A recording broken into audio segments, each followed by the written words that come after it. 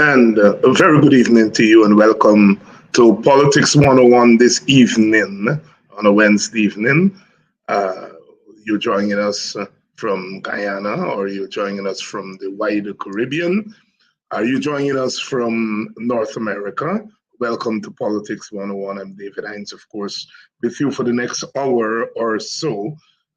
We are going to be talking about the latest political developments and offering our perspective on those developments.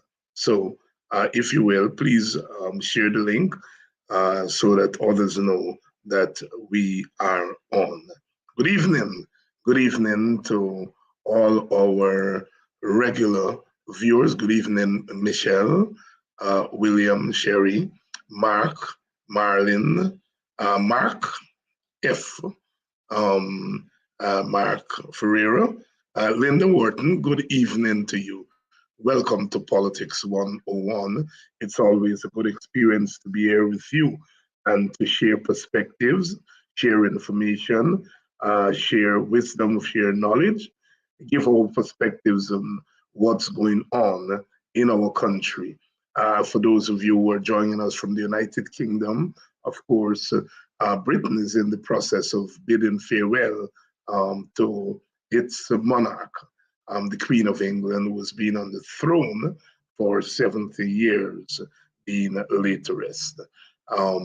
Welcome to Politics 101 in Guyana. The government has declared a day of mourning, quite fittedly so. We are no longer part of the kingdom, but we are part of the Commonwealth, and it's a way of showing our respect. Of course, we all have our political perspectives as far as the monarchy is concerned. England, of course, was the colonial overlord for well over 3 centuries, and many people are arguing that reparations are in order.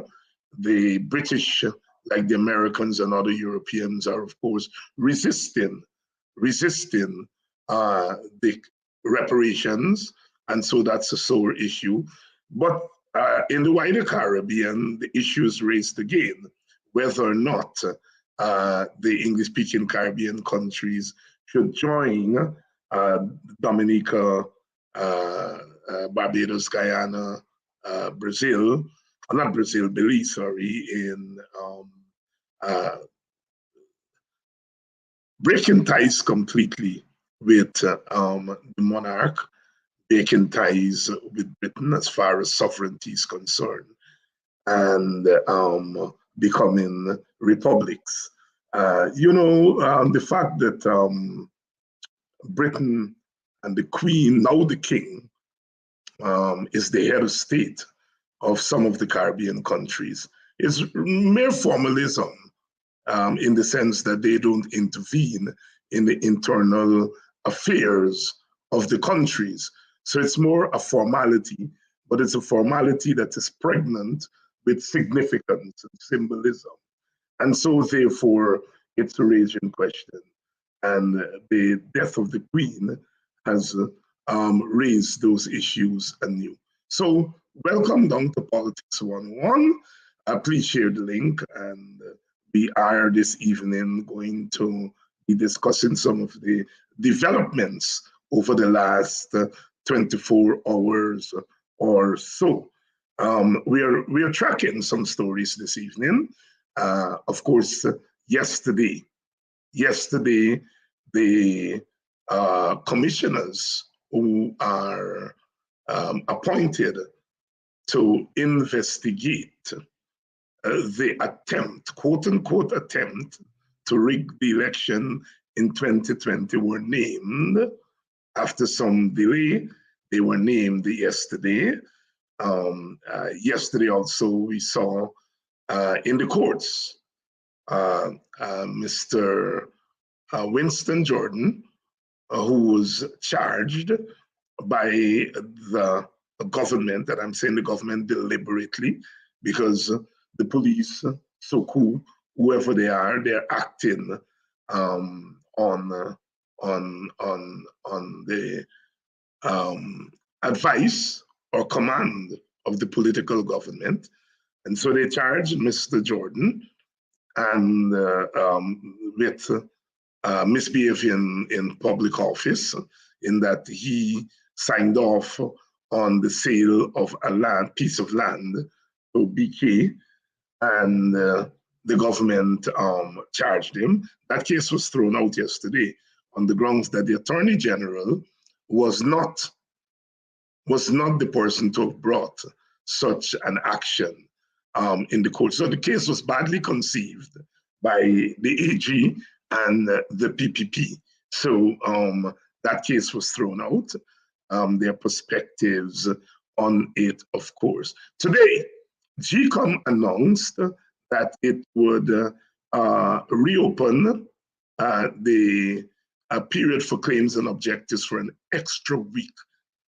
This request was made by the PNC through its member, Carol Joseph of Region 5, who argued that there were some misunderstanding as to when the period for claims and objective was going to end, and so GCOM gave an extra week. And of course, we have some news this evening that the ABCE countries, in recognition of international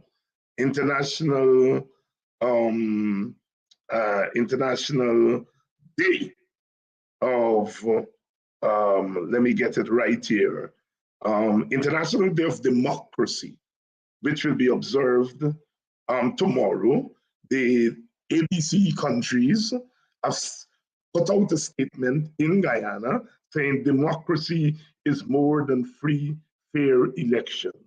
Democracy is more than free, fair elections. That's a statement coming from the ABC countries. Quite interesting. And of course, Bostonian Morning Time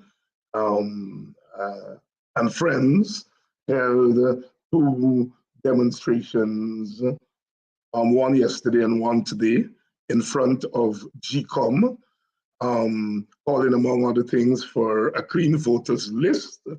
And we are adding a clean electoral machinery. They had two exercises, one yesterday and one today. Kidaki Amsterdam, the chief mobilizer behind the event, will join us later in the show to talk about it. So those are the stories we are tracking this evening and offering our perspective. Welcome down to Politics 101. You all are coming in quite slowly this evening, but you're here, those of you who are here. Good evening to all of you.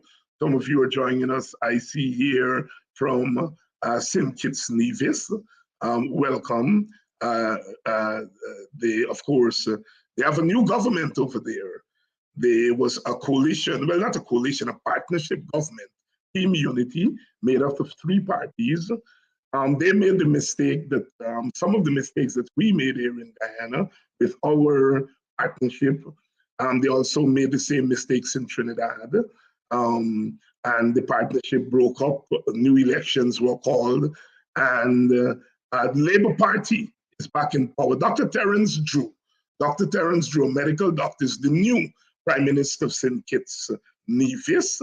And of course, the long-serving Prime Minister and leader of the Labour Party who had stepped down, Dr. David Douglas.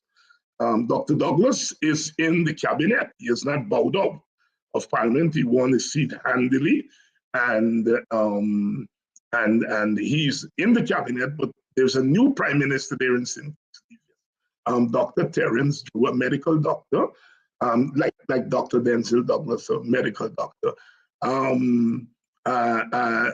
would say the previous government in St. Kitts Nevis. It's a partnership government of the People's Action Movement, the People's Labour Party, and the Concerned Citizens Movement of Nevis. Those three parties come together and form a coalition, just as we did with the APNU AFC in Guyana.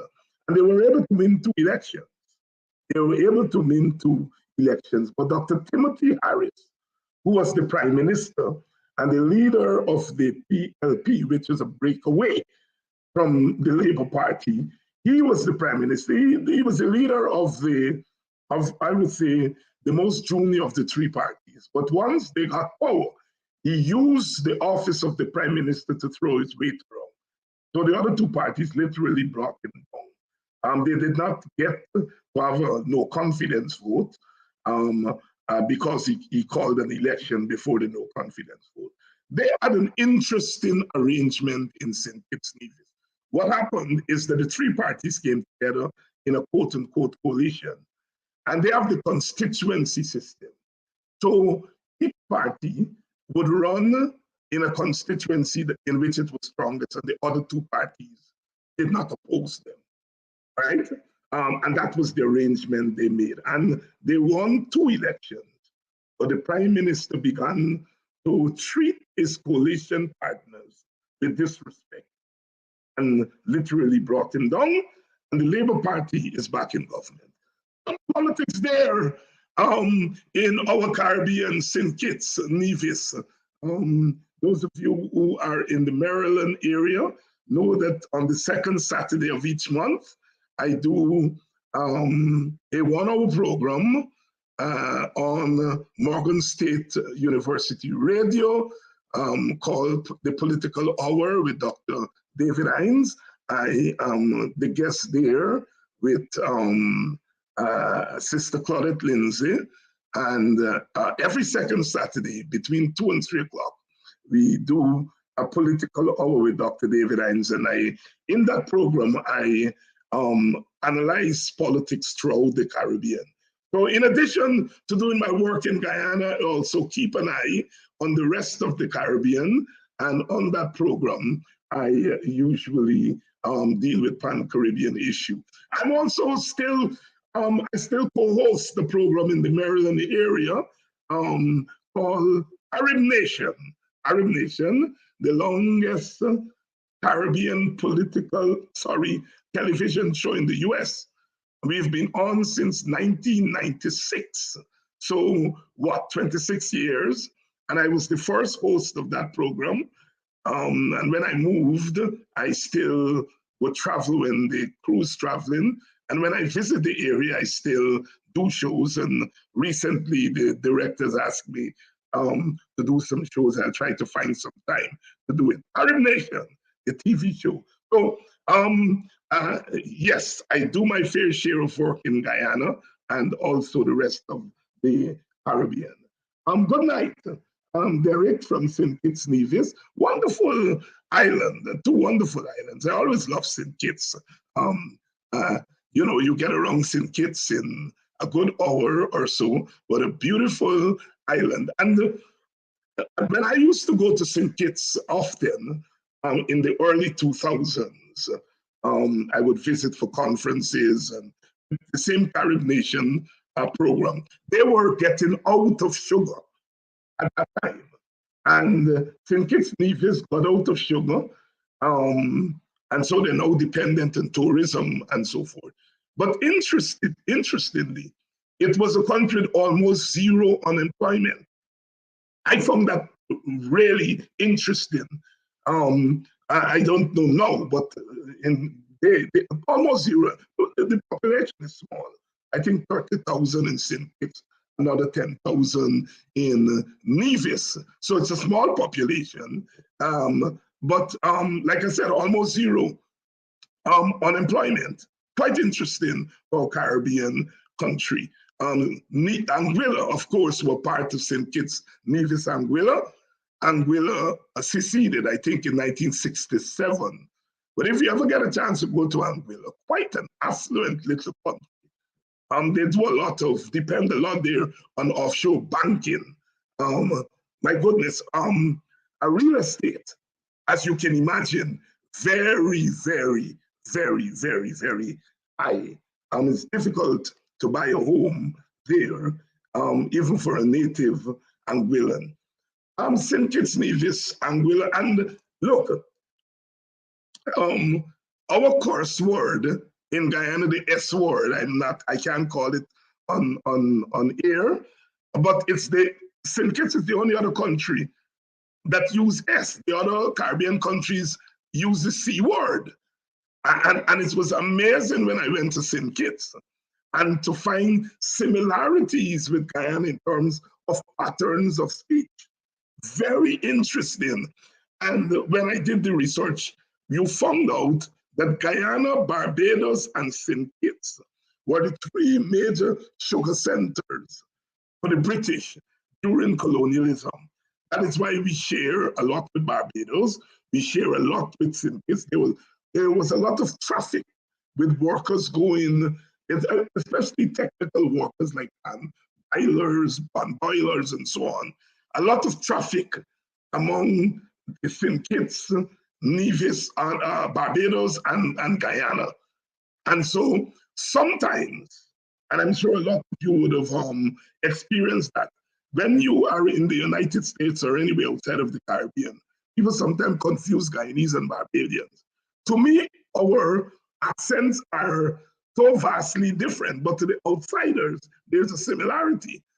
And of course, for those like Derek who are in St. Kitts, they can attest that Kittitians' turn of the Creole, the Creolese, is very similar to Guyana, if you have a chance.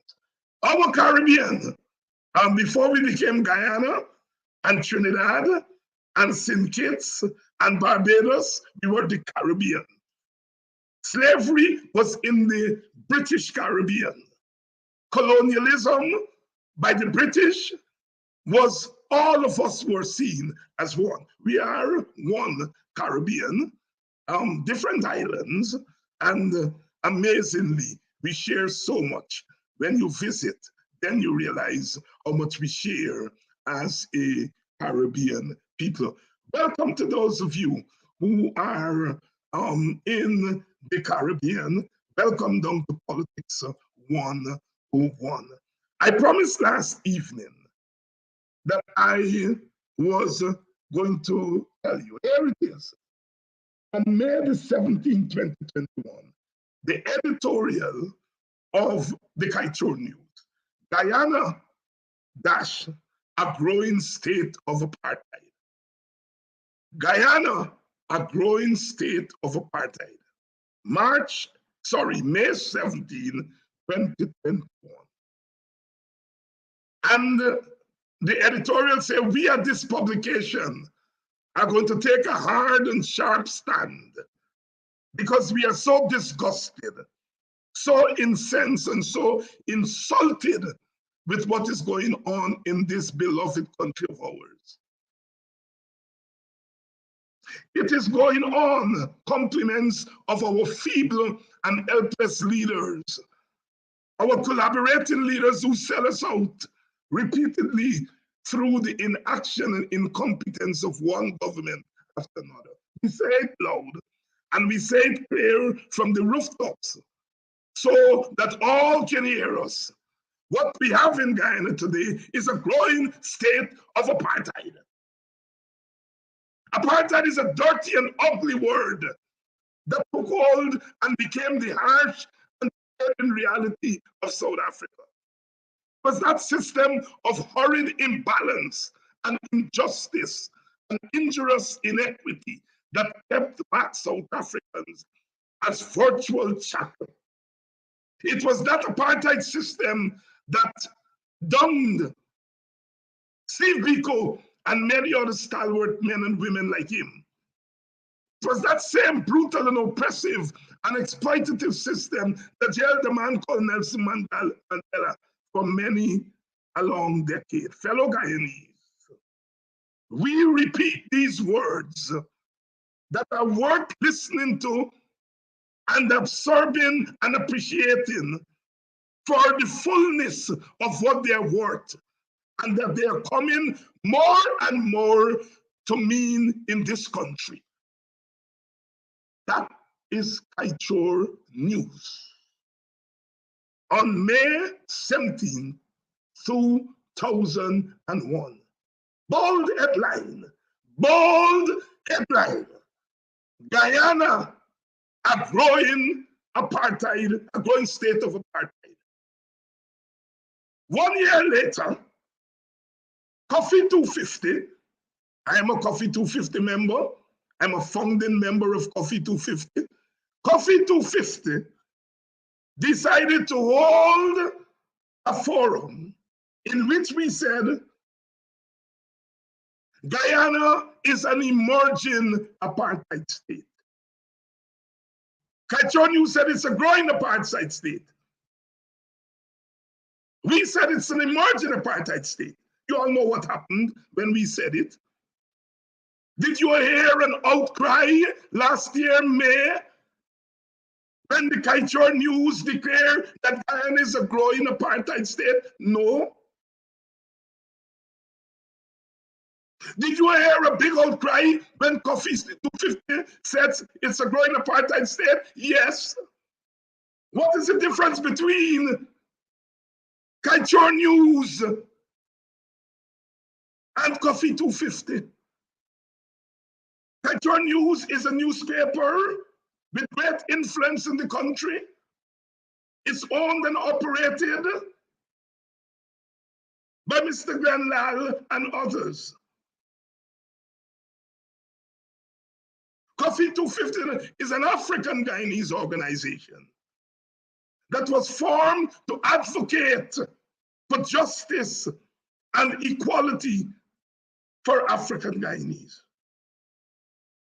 It is clear that Kaichor News said the same thing and probably even worse.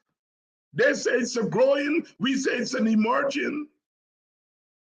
If you want to get down into technicality, Kaichor News is harsher than Stabroek News. Yet the government did not come down on Kaichor News. And Mandela did not take to the newspapers and the airwaves and pull out the law book to say to Kaichor News, the laws of Guyana do not permit an apartheid state. Oh no, oh no. It never happened. My friend,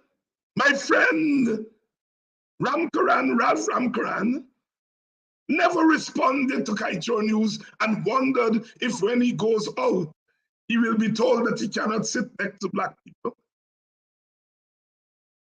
Our Indian Guyanese compatriots, the Indian leaders, did not call on Glenn Lal to retract the editorial of his paper. Oh no. Oh, but when a set of black people said it in a matter of minutes, they all came tumbling down.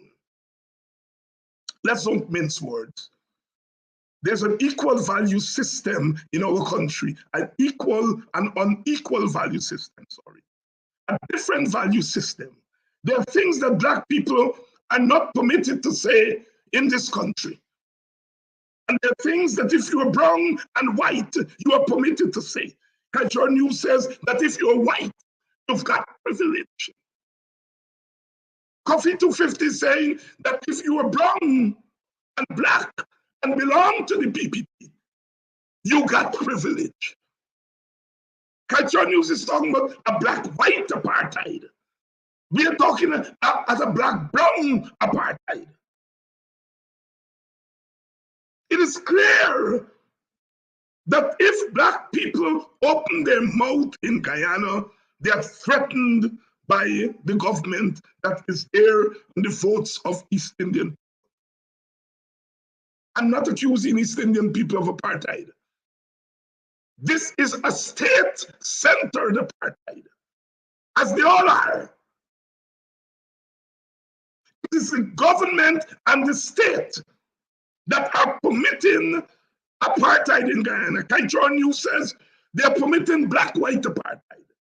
And Coffee 250 says they're committing black and brown apartheid.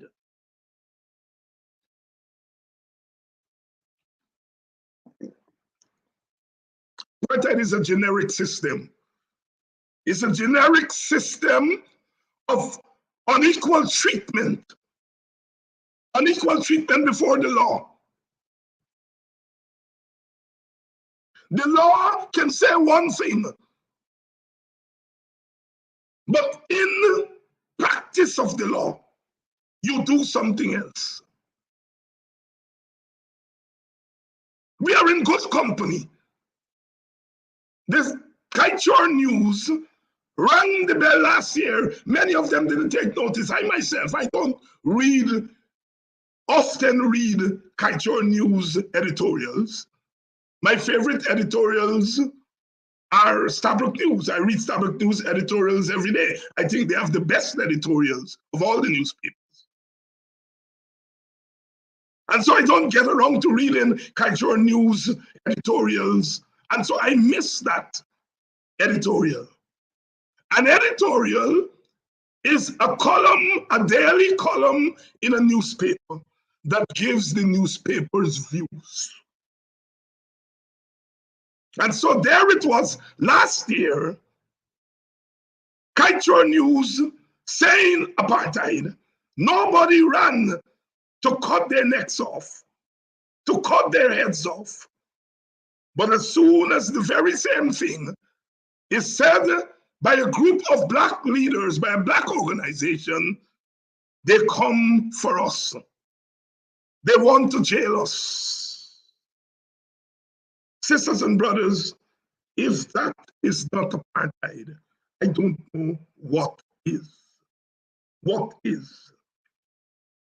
It is very clear that the PPP government is on a rampage. It's a dictatorship. That is clear. But it's a dictatorship with a racial flavor. That is what South Africa was. That is what the United States during segregation was. That is what Nazism was. That is what Zionism is. It's dictatorship with a racial flavor, a racial grounding. You can have class dictatorship, where the oligarchies at the top dictate for the rest of the society.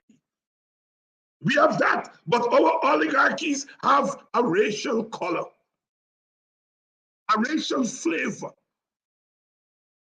And it makes it doubly dangerous, so that poor African Guyanese are oppressed doubly.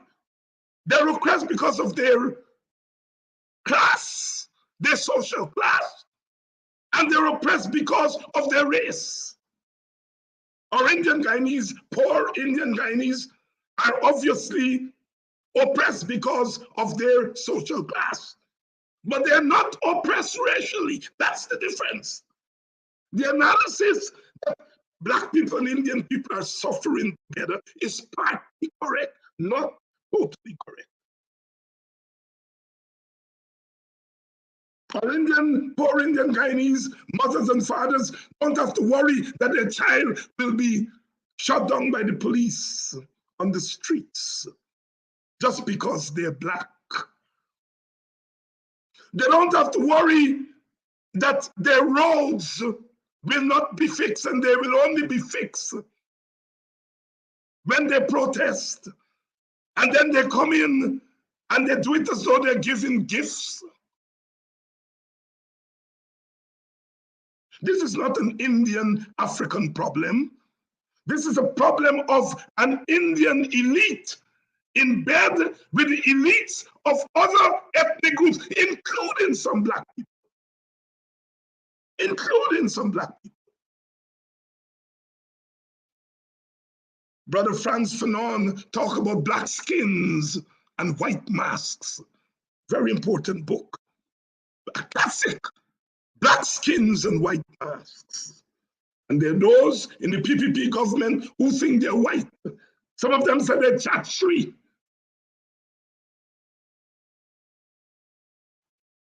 And they have taken the places of the whites.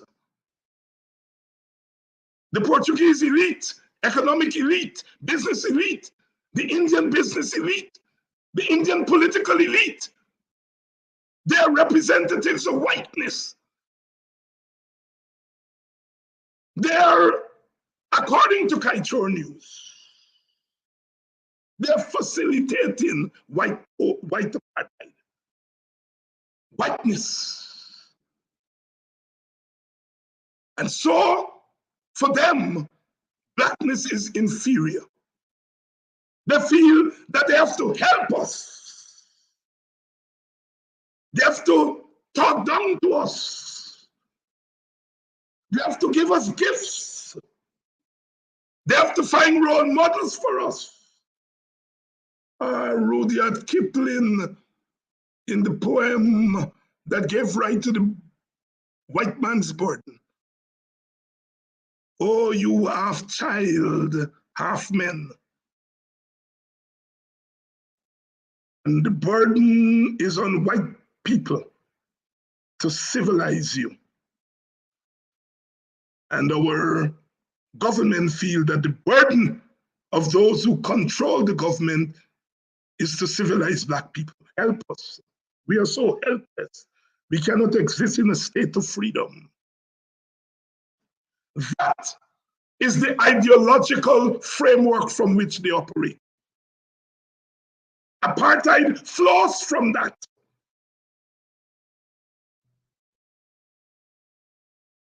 They have reignited caste in Guyana. There are no Dalits in Guyana, but black people have become the Dalits, the untouchables.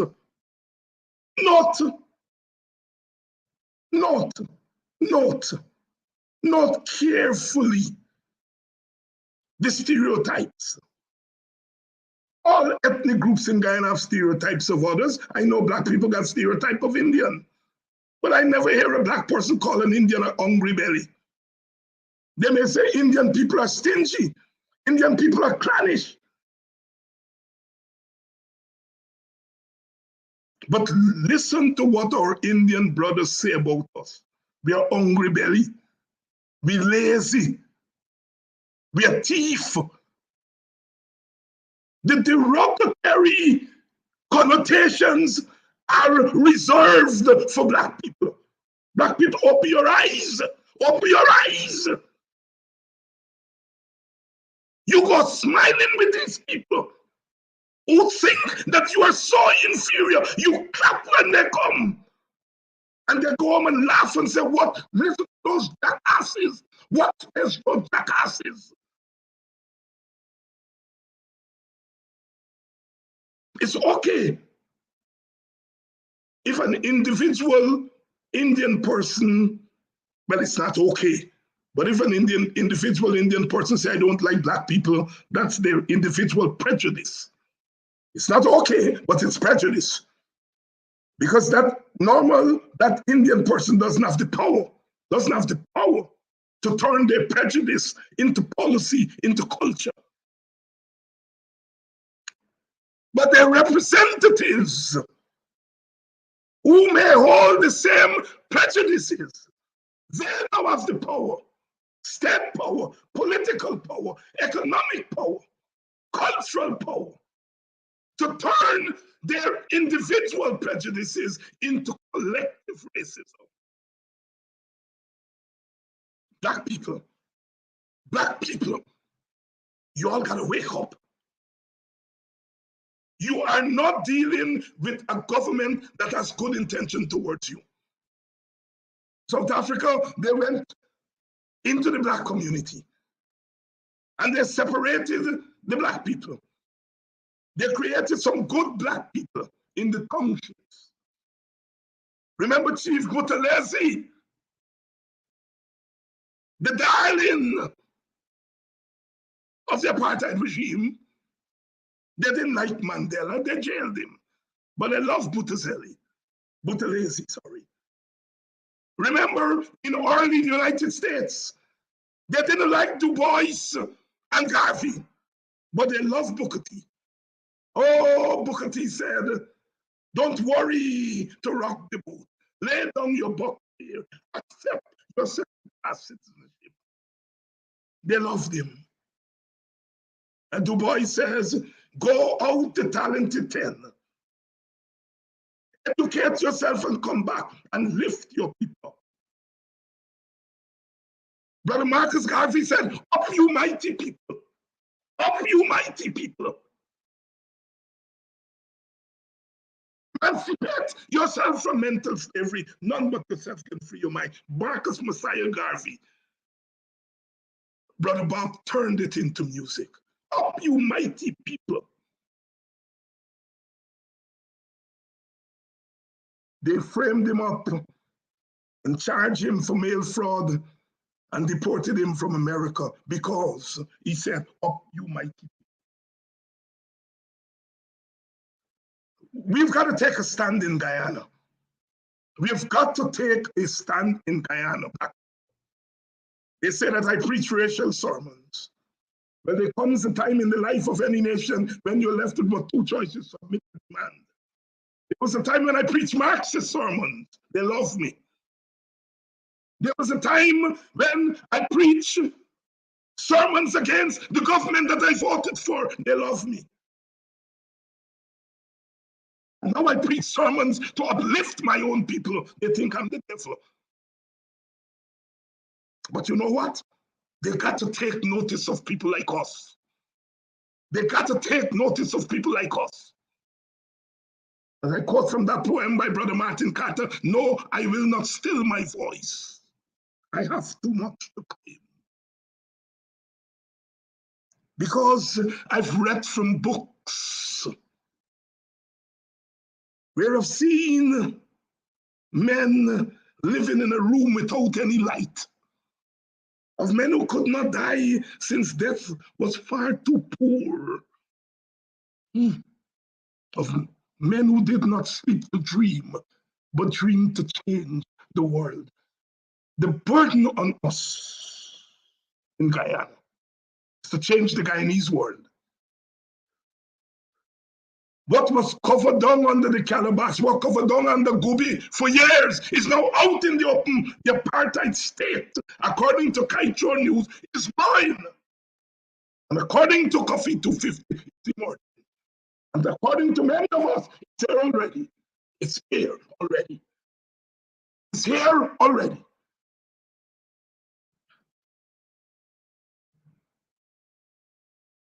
The ABC countries lay down what is called a bombshell today.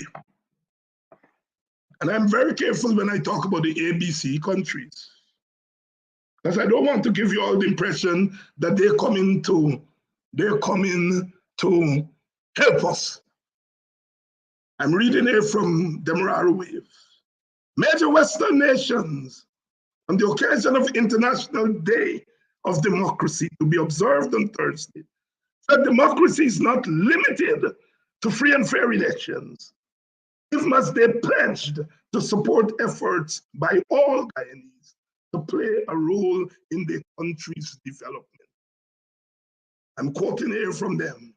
While free, fair, and inclusive elections, no, they put on a new word now, inclusive.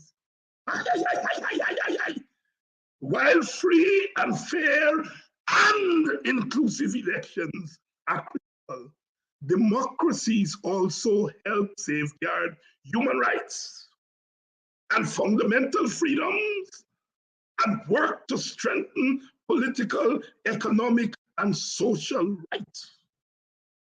And they do so openly to the benefit of all. What a powerful statement. This is from the ABC countries. You see, the PPP has always reduced democracy to elections. And they're trying to pull that trick the other day. Oh, you look at my friend Freddie Kissoon. Oh, what have they done to my country in those 5 months? I saw them destroying. Shut your mouth, Freddie. You are not that dumb. You know that there is what is called formal democracy. That is one person, one vote. And substantive democracy, meaning what is the substance of that one person, one vote? Meaning that after one person, one vote, what is outcome? One person, one vote in South Africa led to apartheid. It was one white person, one vote led to apartheid. One person, one vote in Nazi Germany. Hitler was elected. He didn't come to government as part of a coup. He was elected by Germans. Free and fair election. One person, one vote until 1965. With the passage of the Voting Rights Act in America. One person, one vote led to segregation. Segregation. And one person, one vote in Guyana since 2020 has led to apartheid. Apartheid. And that is why the ABC countries says free, fair, and what? Inclusive.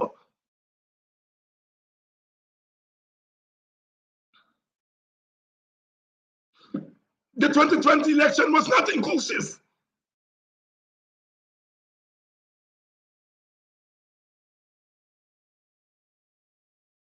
It was an election that was manipulated. And the outcome of a so-called free and fair election was a Guyana that is not inclusive. That's me saying so. It's the white people saying so. ABC countries, they had a hand in installing the PPP. But as usual, the United States and big countries, they have the liberty to change their minds. They put you in today and they turn on you tomorrow. Free, fair, and inclusive. And that democracy means human rights, fundamental rights, inclusion for all. You think I dare teach my children, my students at the university that democracy is just free and fair election? They run me out of the university.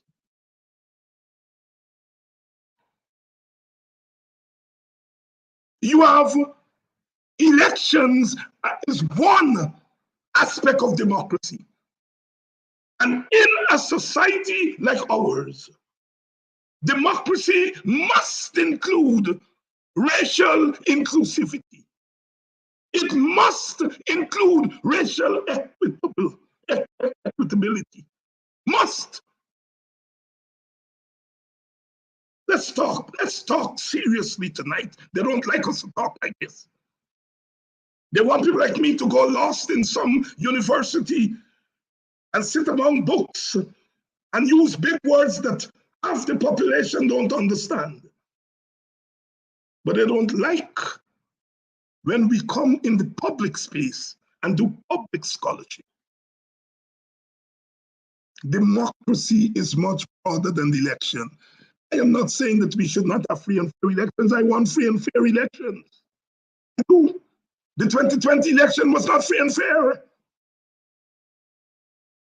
One side said there was an attempt to rig. The other side said, here is the evidence of rigging. And the other side that says there was an attempt, that side was awarded the government. And they feel that because they're in government, they have the power to say what is free and fair. And they have the temerity to set up a commission of inquiry into attempted rigging. You either set up a commission of inquiry into the entire election or shut up. But no, they want the commission of inquiry to go and inquire about an attempted rigging. No, listen me. If you ask science to do something, science will do it. If you tell a scientist birds don't have wings, they're flying because they have something under those wings, the scientists will go looking for that. In a little book called Notes on the State of Virginia, written I think in 1781 by Thomas Jefferson, he says that Native Indians in America are white people in brown skin. But he wondered about black people. He wondered that they may not be full human beings and so could not be civilized. He said Native Indians could be civilized. They changed their mind on that later. But he originally said Native Indians are black people, are brown people in white skin, white people in brown skin, sorry. But I don't know about black people, but I am depending on science to prove me right. And of course, for science, he told science what to do. This is what I want you to go and look for. And the scientists went to work, Davenport and all other eugenics scientists, and they got some skulls. And they measured black skulls, and they found it was longer than white skulls. And they said the longer skulls meant that you are closer to animals. So black people were closer to animals. Jefferson is right. And the brain mass of white people was bigger than the brain mass in black people. And so white people are brighter and more human. That was 19th century science in America. That science proved Jefferson's right.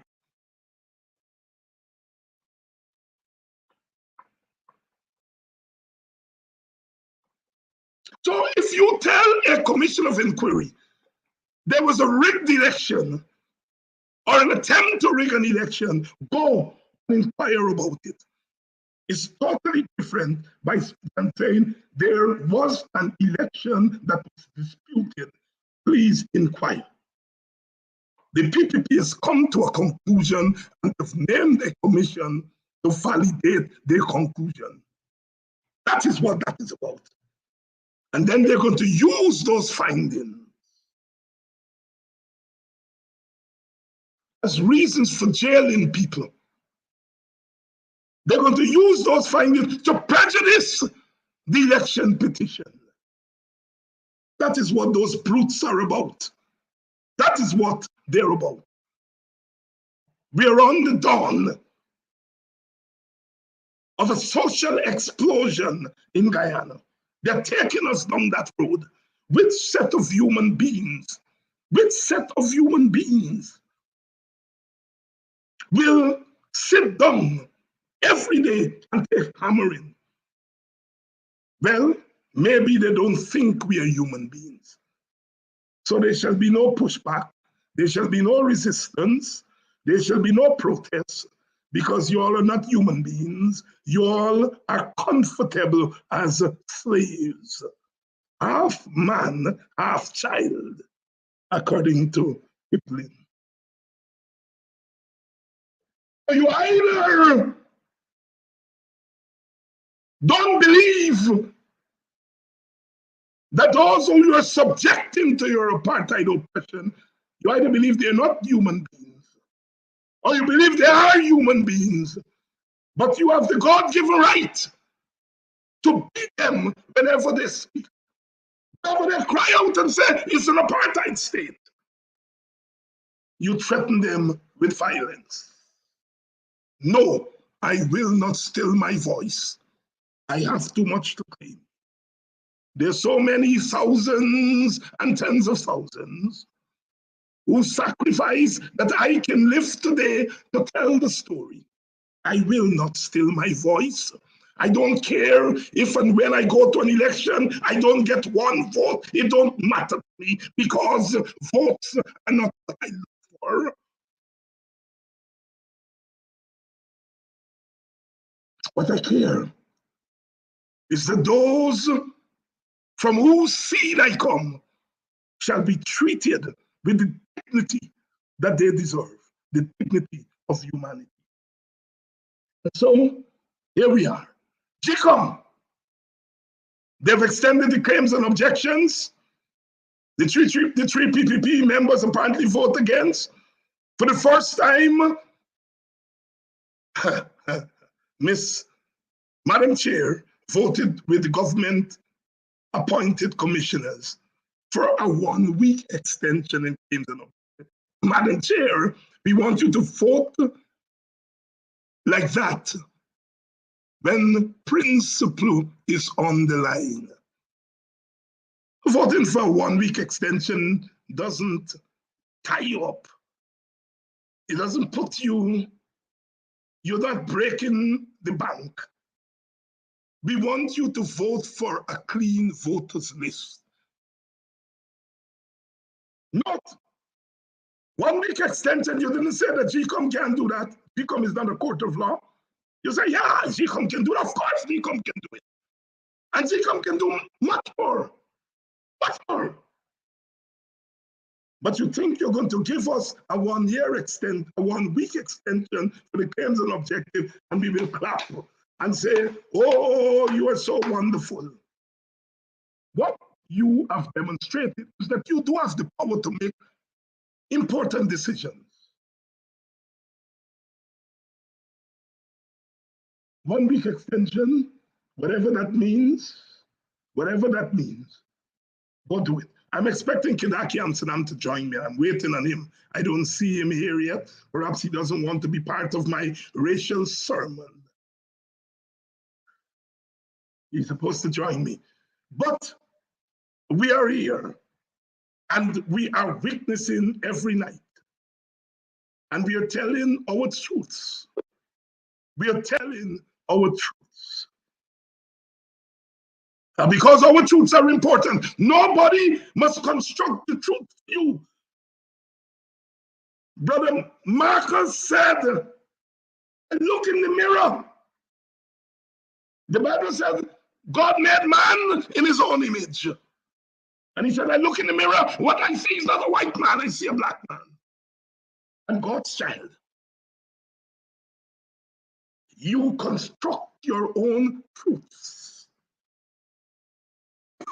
Intellectuals and academics are the ones who take your experience and, according to Brother Yussi Kwayana, refine those experiences and then give them back to you as political nourishment. If that statement is true, and I think it is true, there's an important role for your academics and your intellectuals. They have to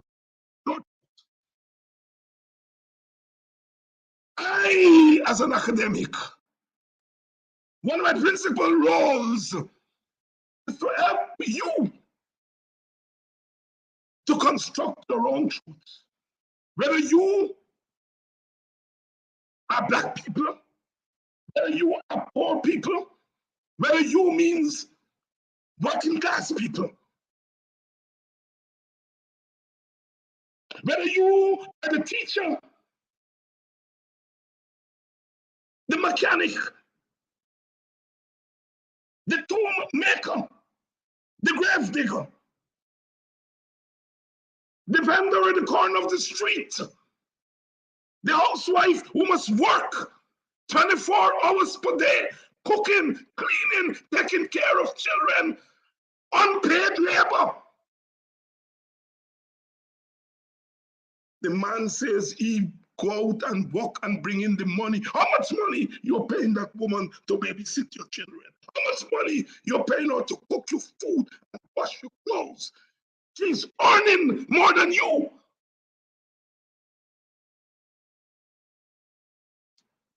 Whether you are a homemaker, our job is to help you to construct your own truths so that you can tell the world. Tonight is my night to watch the comment, not Kidaki night. I want Kidaki in the face and talk to me. Let me watch the comments tonight. Kidaki, good evening. Good evening, Dr. Hinds. Good evening, viewers. Let me apologize. I've been here all the time, but I constantly make an error.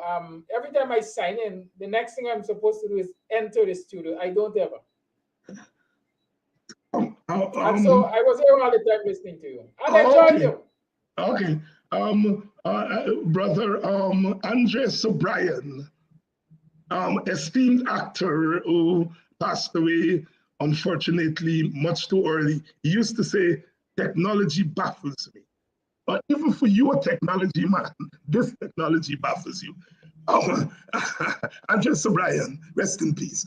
And one of our friends, one of my friends, someone who would find me every now and again to say hello and to offer comments, Mr. Duke Pollard. Duke Pollard, esteemed jurist, member of the CCJ, drafter of Caribbean laws and treaties. He passed away yesterday, I think, in New York. Duke Pollard, I think he has some, Bryn Pollard, I think was the one who had Buxton connection, was born in Buxton. I'm not sure if Duke had Buxton connection, but Duke Pollard, dead at 86. A legal draftsman, professor at the University of Guyana, a real legal scholar, dead at 86. Another of our stalwarts gone, but we hope that they're younger people, and we pray that they're younger people who are walking in his footsteps, part of the African cosmos and the African being and the African sense of self is that as the ancestors go away, new ones are coming. Yes, last week it was Rashley and Sister Noel Miniz, and now Duke Pollard, eminent Guyanese. Congo people in Annandale would say Congo Creole. See them a go away one by one. Congo Creole, see them a go away one by one. We in Buxton would say, oh, younger Duke, he icy bundle and go away. He catch a first plane and go away. Farewell, my brother, my big brother. You have done us proud. I come back to my brother Kidaki. Kidaki, you're ready for me now, right? Yes, I'm ready for you. On the show, Dr. Hinds don't like for taking phone calls on his show and so on. Tell us about the protests yesterday and today, what it was all about. What were your objectives? What do you feel are, after 2 days of protests in front of GCOM, what is it that we can take away from it? All right. Let me start by being philosophical. The protest is about that phone call. I protest to defend the rights of our next generation, so free and fair and credible elections. I was answering a call from the next generation, my daughter. Right? Yes, the protest outside of GCOM is about just that, free, fair, and credible elections. Listen, we all agree that we are living in an apartheid state. And I know, and you know, that you have two choices, quite frankly, to get rid of an apartheid government. You can use the ballot or the bullet. I'm sure Guyanese would prefer to use the ballot. But you can only guarantee yourself a fair chance of removing a government by the ballot if it is the basis for those elections are credible. And the basis for any elections or credible elections will be a clean voters list. Our aim, my aim for starting the protest is to sound the alarm that as citizens, we are not comfortable with the bloated list. It has been used in past elections. We have seen the result, the skullduggery that took place because of the use of that bloated list. And we are hearing talks of elections again, but defiance when it comes to clearing the list. And so my intention was to go out there and sound the alarm that the list must be cleared. Otherwise, the elections are not likely to be free, fair, nor credible. And in terms of what transpired yesterday and today, let me say that I am heartened I was happy for the persons who turned out yesterday. There are many persons who believe that it was a small protest, but whether you think it was small or not, I will say it was an effective protest. We got the state to respond. Certainly, the state had to pay attention. We saw the coercive arms of the state cordon off an entire block to prevent us getting access or direct access to the front of GCOM. As a result of that, they drew attention to our protest, our cause for being out there, because a lot of people had to be detoured and rerouted and so on, and they naturally inquired what was happening. We got the eyes and perhaps the ears of a lot of the members of the diplomatic community yesterday, because they had to traverse that area. And so when they came upon roadblocks, they obviously had to stop, first and foremost, for the police to determine whether or not they were going to open the guardrails to allow them through. And so in the meantime, they were able to see what our protest was about. Today was much more effective than yesterday. The number was small again, not less than yesterday, maybe marginally more than yesterday, but effective. Because the time we went out today was 3 o'clock. And we caught them off guard, we caught the police off guard. When we were already, or when the protesters were already in front of GCOM with placards and the protests had started, then is when the coercive arm of the state came scampering to put up their barricades and so on. By then, of course, persons were in front of GCOM and the protest was ongoing. They did put up those barricades at the end of it all, they created traffic chaos. And so again, attentions were drawn to our reason for being out there. And we will continue. Tomorrow, we are going to go there again and protest. And I like to announce it. A lot of people say, don't announce when you're going to protest and where you're going to protest. I want the state to know where we will be tomorrow. Right in front of GCOM. At what time? 3 o'clock. It is our democratic right as citizens to protest. And tomorrow being an International Day of Democracy makes it all the merrier. Let the world cast its eyes on Guyana to see whether or not citizens have the right to protest freely. And we are going to continue. And what time tomorrow? What time tomorrow? 3 o'clock tomorrow. 3 o'clock tomorrow in front of GCOM.